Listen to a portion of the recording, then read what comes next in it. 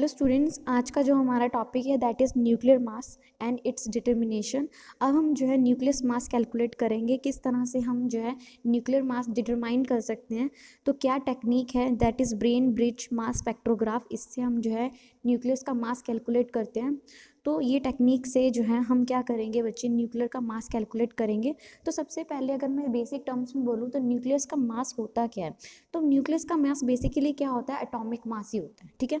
तो अगर इसको और क्या कह सकते हैं, अगर मुझे इसका वेट पता लग जाए, न्यूक्लियस का प्रॉपर वेट मुझे मिल जाए, तो भी मैं क्या कहूँगी कि मुझे न्यूक्लियर मास मुझे पता लग गया। तो न्यूक्लियर मास का मतलब है कि वेट ऑफ द न्यूक्लियस, और वो हमें कैसे मिलेगा, subtracting the total mass of all the extra nuclear electrons from the mass of atom. अब देखो बच्चे, ये जो एटम है, एटम के अंदर क्या होता है, न्यूक्लियस होता है और क्या होते हैं, इलेक्ट्रॉन्स होते हैं। तो मैं अगर इस मास ऑफ एटम में से ये जो एटम है, मान लो एक्स ए जेड, ठीक है, ये जो मास ऑफ एटम है, इसमें से बच्चे अगर मैं ये जो एक्स्ट्रा न्यूक्लियर इलेक्ट्रॉन्स हैं इसे मैं रिमूव कर दूँ, या इसका वेट जो है, एक्स्ट्रा न्यूक्लियस इलेक्ट्रॉन्स का वेट अगर मैं सब्ट्रैक्ट कर दूँ, तो मुझे क्या मिल जाएगा, मुझे क्या मिल जाएगा, एक्चुअल मुझे क्या मिल जाएगा, एक्चुअल न्यूक्लियर मास, ठीक है। तो यहाँ पे यही कह रखा है कि, और इस तरह से भी, इसको इस तरह से भी बोल सकते हैं कि जो मास ऑफ न्यूक्लियस है किसी भी एटम का, वो क्या होता है, जिसका एटॉमिक नंबर z है, वो किसके इक्वल है, weight of the atom minus the mass of z orbital electrons, ठीक है ना। तो अगर मुझे न्यूक्लियस का मास निकालना है जिसका एटॉमिक नंबर z है, तो वो कैसे मिलेगा, वो किसके इक्वल है, वेट ऑफ दैट एटम, जो भी एटम है उसका वेट माइनस जो मास है किसके, जेड इलेक्ट्रॉन्स का, जो ऑर्बिटल इलेक्ट्रॉन्स है उनका जो मास है, ठीक है ना, जितने भी ऑर्बिटल इलेक्ट्रॉन्स है उनका अगर मैं मास वेट ऑफ एटम में से अगर मैं माइनस कर दूं, तो मुझे क्या मिल जाएगा, मास ऑफ न्यूक्लियस, ठीक है। तो यानी कि अगर देखो बच्चे, ये न्यूक्लियस है और ये इलेक्ट्रॉन्स हैं, ये पूरा एटम है। अगर इस एटम में से ये जेड इलेक्ट्रॉन्स रिमूव हो जाएंगे, तो सिर्फ और सिर्फ किसका मास बचेगा बच्चे, मास ऑफ न्यूक्लियस बचेगा। अब हमें ये चीज़ पता लग गई कि मुझे किस तरह से न्यूक्लियस का मास निकालना है। तो अगर मुझे एक्यूरेट मेजरमेंट के लिए हम क्या करना चाहिए, अब देखो बच्चे, जो न्यूक्लियस है, आपको पता है जो एटम है, कोई भी एटम ले लो, हीलियम ले लो, या हाइड्रोजन की अगर मैं बात करूं, तो H2 है, हाइड्रोजन 1 1, ठीक है ना, एक प्रोटॉन होता है एक न्यूट्रॉन होता है बच्चे। अब H21 भी तो कह सकते हो, आप H31 भी तो कह सकते हो। तो मतलब हाइड्रोजन का ही क्या कर रहे हैं, डिफरेंट आइसोटॉप्स एग्जिस्ट करते हैं, ठीक है ना। आपका हाइड्रोजन है, प्रोटॉन एग्जिस्ट करता है, उसके बाद क्या है, ड्यूट्रॉन एग्जिस्ट करता है, ट्रिटियम एग्जिस्ट करता है। तो मतलब डिफरेंट हमारे पास क्या है, आइसोटॉप्स हैं। तो अब मुझे अगर एक्चुअल में न्यूक्लियर का मास जानना है, तो सबसे पहले मुझे क्या करना पड़ेगा, इन डिफरेंट आइसोटॉप्स के को अलग करना पड़ेगा, ठीक है ना। जो एक एलिमेंट के अंदर डिफरेंट आइसोटॉप्स हैं, इनको अलग करना पड़ेगा, और इनके अलग क्या कैलकुलेट करने पड़ेंगे मुझे, इनके अलग मुझे मासेस कैलकुलेट करने पड़ेंगे, इनके अलग मुझे क्या करने पड़ेंगे, मासेस कैलकुलेट करने पड़ेंगे, ठीक है। तो इसका मतलब मुझे पता चला कि अगर मुझे मान लो हाइड्रोजन का एक्चुअल मास, एटम का मास जानना है, तो इससे पहले मुझे क्या करने पड़ेंगे, इसके जो डिफरेंट आइसोटॉप्स एग्जिस्ट करते हैं उनका इंडिविजुअली, इनको सेपरेट करके इनके इंडिविजुअली मुझे क्या कैलकुलेट करने पड़ेंगे, इनके मासेस कैलकुलेट करने पड़ेंगे। तो इसका मतलब ये हुआ, तो ये जो चीज़ है इसको मैं बेसिकली, आप ऐसे तो नहीं बोल सकते कोई भी फिजिकल टेक्निक से या फिर केमिकल प्रॉपर्टी से इनको सेपरेट कर दो इनके मासेस को, तो हम ये चीज़ नहीं कर सकते। तो उसके लिए बच्चे हाई प्रिसीशन इंस्ट्रूमेंट यूज़ होता है, जिसको हम कहते हैं मास स्पेक्ट्रोग्राफ, ठीक है ना। तो उसके लिए जो हाई प्रिसीशन इंस्ट्रूमेंट यूज़ होता है उसको हम क्या कहते हैं, मास स्पेक्ट्रोग्राफ, ठीक है। तो उसमें से एक जो हमारा इंस्ट्रूमेंट है जिसको हम आज स्टडी करने वाले हैं, that is brain bridge mass spectrograph, ठीक है। तो ब्रेन ब्रिज जो मास स्पेक्ट्रोग्राफ है, it works on the principal that the mass separation, यानी कि आइसोटॉप्स, डिफरेंट आइसोटॉप्स आप कैसे सेपरेट कर सकते हो, which involve dispersion of different particles. तो अब मैं क्या कर सकती हूँ, डिफरेंट आइसोटॉप्स को कैसे सेपरेट कर सकती हूँ, by applying some magnetic field, ठीक है ना। यानी कि जब मैं मैग्नेटिक फील्ड के अंदर जो है बीम को पास करूंगी, तो क्या होंगे, वो क्या होगा, डिफरेंट पार्टिकल्स में क्या हो जाएंगे, डिस्पर्स हो जाएंगे, ठीक है। And however to make spectrometer more sensitive, अब देखो ये जो स्पेक्ट्रोमीटर हम यूज़ कर रहे हैं ये किस प्रॉपर्टी पे काम कर रहा है कि जैसे ही वो मैग्नेटिक फील्ड के अंदर बीम एंटर करेगी तो वो डिफरेंट पार्टिकल्स में क्या हो जाएगी, डिस्पर्स हो जाएगी, यानी डिफरेंट आइसोटॉप्स में अलग अलग हो जाएंगे, डिफरेंट आइसोटॉप्स सेपरेट हो जाएंगे। और इसके लिए इसको और सेंसिटिव बनाने के लिए हम वेलोसिटी सेलेक्टर का यूज़ करते हैं कि वेलोसिटी सेलेक्टर एक ऐसी चीज़ है बच्चे जिस पार्टिकल की मान लो हमारे पास बीम आ रही है, ठीक है, सिर्फ वही बीम जो है मैग्नेटिक फील्ड के अंदर एंटर करेगी जिसकी कुछ ना कुछ क्या होगी, इतनी इनफ वेलोसिटी होगी कि वो कहाँ जा सके, मैग्नेटिक फील्ड के अंदर एंटर कर सके। तो वही कह रखा है। तो वेलोसिटी सिलेक्टर क्या करते हैं कि जो हाई वेलोसिटी से जो पार्टिकल आ रहा है उसको तो एंटर करने देगा, पर कुछ ऐसे पार्टिकल भी होंगे, मान लो जो हमारे पास प्रोटॉन आ रहा है, ठीक है, इस प्रोटॉन की वेलोसिटी कम है, ठीक है, तो ये जो है मैग्नेटिक फील्ड के अंदर नहीं एंटर करेगा। तो वेलोसिटी सिलेक्टर का काम ही यही होता है, जो हाई वेलोसिटी से मूव कर रहा है पार्टिकल उसको ही सिर्फ और सिर्फ मैग्नेटिक फील्ड के अंदर एंटर करने देता है, यानी वही पार्टिकल जो है मैग्नेटिक फील्ड के अंदर एंटर करेगा। तो हमें पता चला ये प्रिंसिपल किस प्रिंसिपल पे काम करता है कि जैसे ही मैग्नेटिक फील्ड के अंदर बीम जाएगी तो वो क्या आएगी, डिफरेंट पार्टिकल्स में डिस्पर्स हो जाएगी, ठीक है, और उसको और सेंसिटिव बनाने के लिए हमने क्या यूज़ किया, वेलोसिटी सिलेक्टर यूज़ किया है before the particle enter inside the magnetic field. Magnetic field के एंटर करने से पहले हम क्या लगा देंगे, वेलोसिटी सिलेक्टर लगा देंगे, ठीक है। अब देखो बेसिक कंपोनेंट्स क्या हैं, अब देखो अब हमें क्या चाहिए, एक पॉजिटिव बीम चाहिए। अब देखो पॉजिटिव बीम जो है ना वो हमें कैसे मिलती है, अब मुझे क्या चाहिए, पॉजिटिव आयन की बीम, आयन बीम चाहिए, पॉजिटिव आयन बीम। तो यानी कि पॉजिटिव आयन बीम हमें कैसे मिलेगी कि अगर मान लो हमारे पास ये सारे गोल्ड के एटम हैं, ठीक है, आप क्या करो, या तो इसके अंदर इलेक्ट्रॉन बॉम्बार्ड करा दो और इसको क्या करो, इसमें से एक या दो इलेक्ट्रॉन्स निकल जाएंगे तो क्या बन जाएंगे, पॉजिटिव आयंस बन जाएंगे, ठीक है। या आप क्या कर सकते हो, आप क्या कर सकते हो, हीट कर सकते हो, हीट करके भी हमारे इलेक्ट्रॉन रिमूव हो जाएंगे तो हमें क्या मिलेगी, पॉजिटिव आयन बीम मिलेगी। तो यहाँ पे यही कह रखा है कि या तो आप हीट कर दो किसी से भी फिलामेंट को, ठीक है, तो भी हमें क्या मिल जाएंगी, पॉजिटिव आयन बीम मिल जाएगी। जैसे लिथियम है, लिथियम अपने में से इलेक्ट्रॉन लूज कर देगा तो हमें क्या मिलेगा, Li पॉजिटिव, ठीक है ना, Na पॉजिटिव, K पॉजिटिव। तो हम क्या करेंगे, पॉजिटिव आयन बीम को डिस्चार्ज ट्यूब के अंदर प्रिपेयर करेंगे, ठीक है, एक ट्यूब होती है उसके अंदर हम क्या करते हैं बच्चे, पॉजिटिव आयन बीम जो है प्रोड्यूस करवाते हैं। तो पॉजिटिव आयन बीम कैसे मिलती है हमें, या तो उस जो हमारे पास मान लो ये ट्यूब के अंदर जो है Na है, सोडियम है, या फिर किससे मिलके बना है, पोटेशियम से मिलके बना है, हम इसको हीट अप कर देंगे तो ये अपने में से इलेक्ट्रॉन लूज करेंगे और क्या बन जाएंगे, पॉजिटिव आयन की हमें क्या, पॉजिटिव आयंस हमें मिल जाएंगे, ठीक है ना, डिस्चार्ज ट्यूब में। फिर इस डिस्चार्ज ट्यूब में से जो पॉजिटिव आयंस होंगे उसको हम क्या करते हैं, कुछ 1000 वोल्ट से जो है हम उसको पोटेंशियल डिफरेंस से हम उसको असलरेट करवाते हैं। यहाँ से जो बीम आएगी उसको हम कुछ 1000 वोल्ट्स तक हम क्या कराएंगे, असलरेट करवाएंगे, और ये जो बीम है इसको फिर बाद में क्या करेंगे, कॉलीमेट करेंगे बाय 2 स्लिट्स S1 S2, मतलब एक फाइन बीम में कन्वर्ट कर देंगे। और ये जो कॉलीमेटेड और असलरेटेड बीम है उसको फिर फर्दर हम किस में पास करवाएंगे, वेलोसिटी सिलेक्टर में। तो यहाँ से ये मेरे पास डायग्राम है, देखो बच्चे, यहाँ से हमने क्या किया, यहाँ पे हमने क्या किया, एक पॉजिटिव आयन बीम क्रिएट करी, ठीक है। इस पॉजिटिव आयन बीम से मान लो यहाँ पे Au के पॉजिटिव या Na पॉजिटिव आप कह लो, Na पॉजिटिव ले लो आप, तो मान लो यहाँ पे Na पॉजिटिव के सारे आयंस थे, ठीक है। पॉजिटिव आयन सोर्स हमने ली, फिर उसको कहाँ से, स्लिट में से S1 S2 में से पास करवा के एक फाइन बीम में कन्वर्ट करवाया। उसके बाद इसको कुछ 1000 वोल्ट से हमने क्या किया, असलरेट किया, और उसके बाद इसको कहाँ एंटर करवाया, वेलोसिटी सिलेक्टर के अंदर एंटर करवाया, ठीक है। अब देखो आगे क्या कह रखे हैं, वेलोसिटी सिलेक्टर क्या होता है, इसके अंदर जो है हमारे पास क्या है, ये जो पूरा रीजन है ना बच्चे, this is your velocity selector, ठीक है। अब ये वेलोसिटी सिलेक्टर में क्या है हमारे पास, ये P1 और P2 प्लेट है, ये क्या प्रोवाइड कर रही है, इलेक्ट्रिक फील्ड प्रोवाइड कर रही हैं, ठीक है। और ये जो डॉटेड लाइन है ये क्या रिप्रेजेंट कर रही है, मैग्नेटिक फील्ड। तो यहाँ पे यही लिखा हुआ है कि यहाँ पे हम वेलोसिटी सिलेक्टर में क्या है, दो तरह की चीज़ें हमने यूज़ कर रहे हैं, एक तो हम इलेक्ट्रिक फील्ड प्रोवाइड कर रहे हैं और एक मैग्नेटिक फील्ड प्रोवाइड कर रहे हैं, और दोनों कैसी प्रोवाइड कर रहे हैं, परपेंडिकुलर टू ईच अदर, ठीक है ना, perpendicular to plane of paper. तो दोनों कैसी है, परपेंडिकुलर है प्लेन ऑफ पेपर से। तो यहाँ पे यही कह रखा है कि जो हम इलेक्ट्रिक फील्ड प्रोड्यूस कर दे रहे हैं या फिर मैग्नेटिक फील्ड दे रहे हैं, तो दोनों क्या है, एक दूसरे के परपेंडिकुलर है, ठीक है।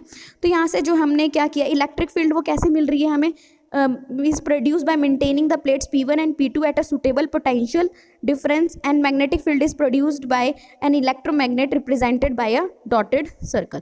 तो यहाँ पे क्या कह रखा है बच्चे, आपको पता लग गया कि जो हमने यहाँ पे जो P1 P2 प्लेट्स प्रोवाइड करी हैं, ये जो प्लेट्स हैं ये क्या कर रही हैं बच्चे, ये तो क्या कर रही है, इलेक्ट्रिक फील्ड प्रोड्यूस कर रही हैं। और यहाँ से ये जो डॉटेड लाइन है, यहाँ से ये क्या है, इलेक्ट्रोमैग्नेट है, ये क्या प्रोड्यूस कर रहा है बच्चे, मैग्नेटिक फील्ड प्रोड्यूस कर रहा है। तो यहाँ से बच्चे इन दोनों फील्ड्स को, ये जो इलेक्ट्रिक फील्ड है और मैग्नेटिक फील्ड जो हमें मिल रही है, इन दोनों फील्ड को इस तरह से एडजस्ट किया हुआ है कि ये एक दूसरे को क्या कर रही है, बैलेंस कर रही हैं, ठीक है। यानी कि अगर कोई एक डिफ्लेक्शन प्रोड्यूस कर रहा है तो दूसरा जो है डिफ्लेक्शन प्रोड्यूस करेगा अपोजिट डायरेक्शन में, तो टोटल जो है इफेक्ट क्या हो जाएगा, कैंसिल हो जाएगा। तो यहाँ पे ये क्या रखा है, मान लो इलेक्ट्रिक फील्ड जो है वो कैसे लग रही है, in the direction P2 P1 in the plane of paper. यहाँ पे क्या कह रखा है कि जो इलेक्ट्रिक फील्ड जो हमारी एक्ट हो रही है बच्चे, वो कैसे हो रही है, E2 से E1, P2 से P1, इस डायरेक्शन में जो हमारी इलेक्ट्रिक फील्ड लग रही है।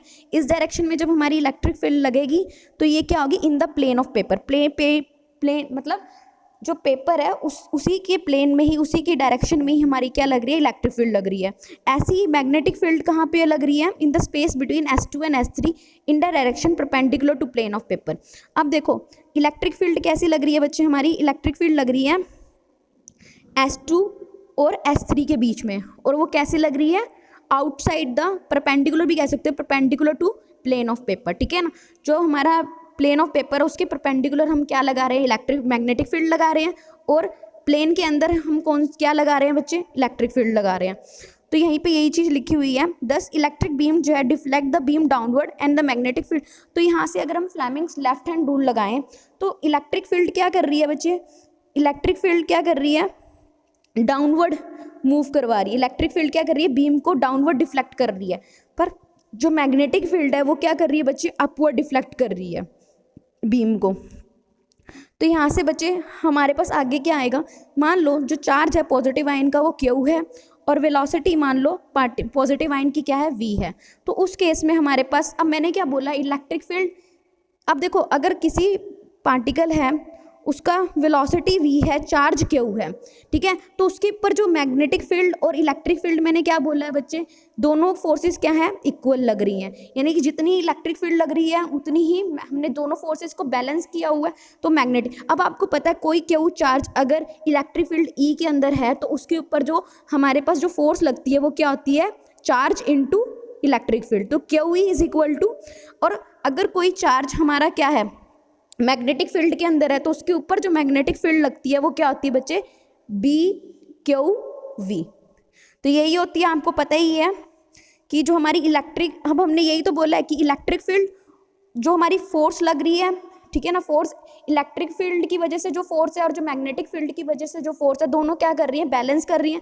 अगर कोई Q चार्ज अगर इलेक्ट्रिक फील्ड में अंदर है तो उसको जो फोर्स लगेगी QE, और ऐसी मैग्नेटिक फील्ड के अंदर तो जो फोर्स लगेगी BQV। तो यहाँ से बच्चे मैं क्या कैलकुलेट कर सकती हूँ, तो यहाँ से हमारे पास क्या आ जाएगा बच्चे, हमारे पास आ जाएगा, अगर मैं V कैलकुलेट करूँ तो V क्या आ जाएगा, QE बाय में B।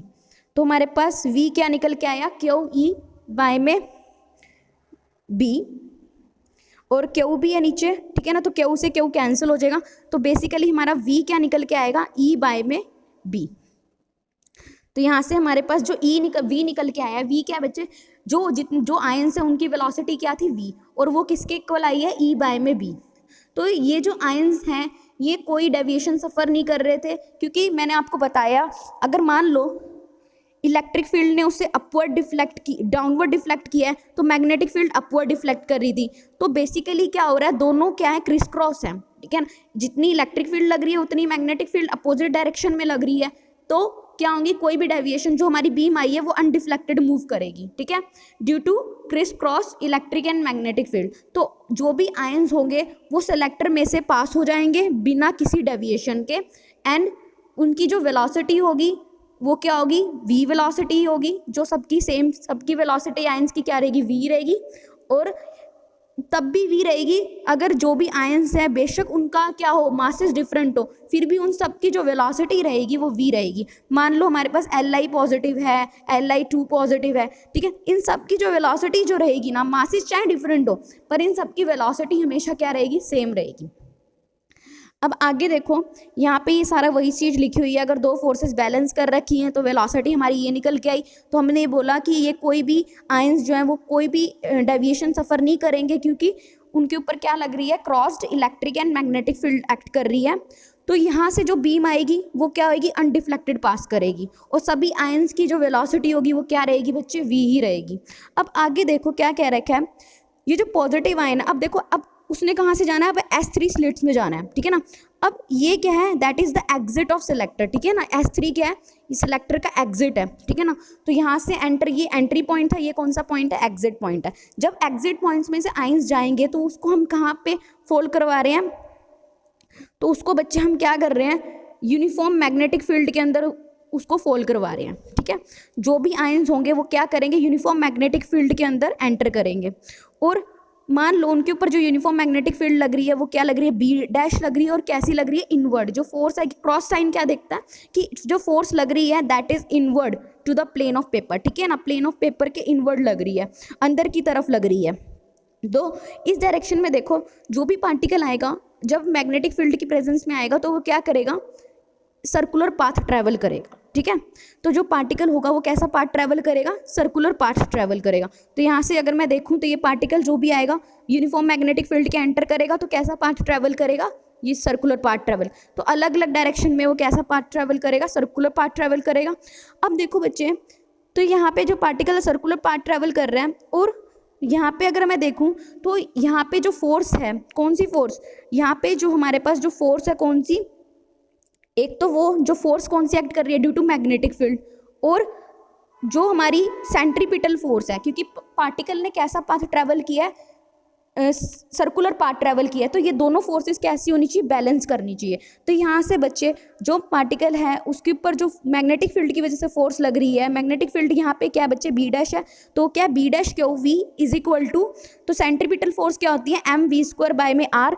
तो यहाँ से बच्चे हमने क्यू बाय में एम कैलकुलेट किया, वो निकल के आया वी बाय में क्यू बाय में एम निकल के आया हमारे पास, क्यू बाय में एम निकल के आया वी बाय में आर बी डैश। तो बच्चे यहाँ से भी हमने v कैलकुलेट किया था, यहाँ से b कैलकुलेट किया था, हम क्यू बाय में m की वैल्यू हम सब्सटीट्यूट कर देंगे।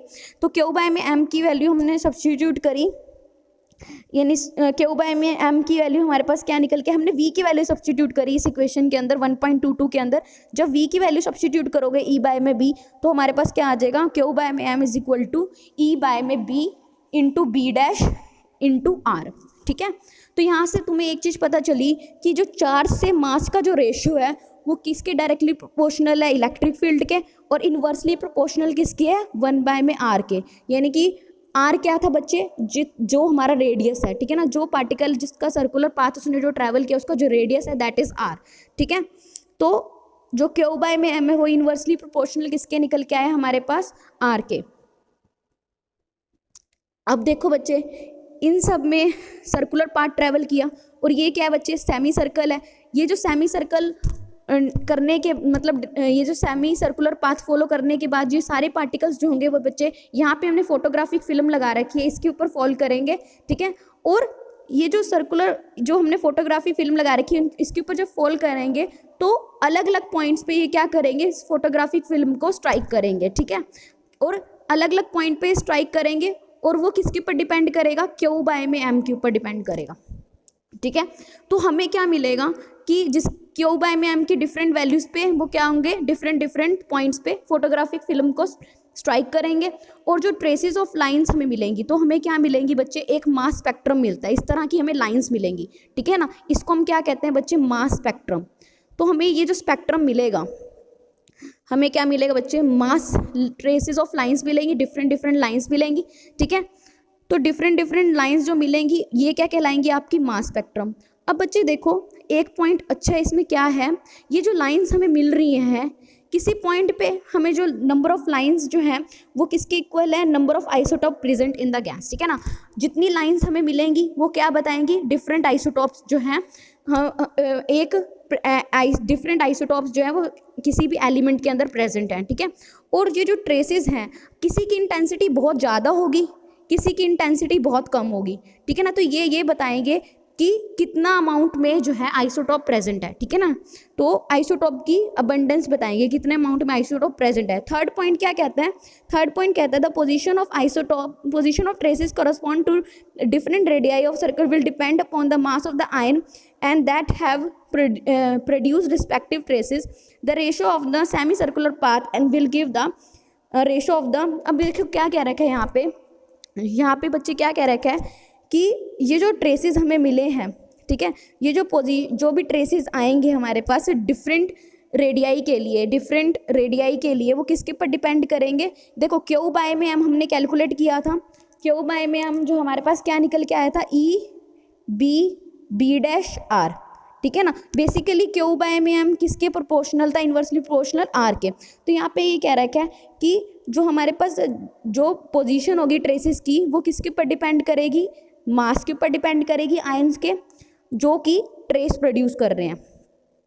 और यहाँ पे क्या कह रखा है, ratio of the radii of circular path will give you the ratio of the isotopic mass of the isotopics. Of course simple सी बात है बच्चे, अगर मुझे क्या मिल जाए, अगर मान लो डिफरेंट रेडियाई हैं, ठीक है, अगर मान लो दो हमारे पास रेडियस आए R1 और R2, ठीक है, और R1 और R2 का जो रेशो होगा वो हमें क्या दे देगा, डिफरेंट मासेस का रेशो, क्योंकि हमें पता है क्यू बाय में M is inversely proportional to R1 R, तो यहाँ से M is directly proportional to R। तो यहाँ से क्या हो सकता है, R1 R2 का जो रेशो होगा वो हमें क्या दे देगा, डिफरेंट मासेस का रेशो।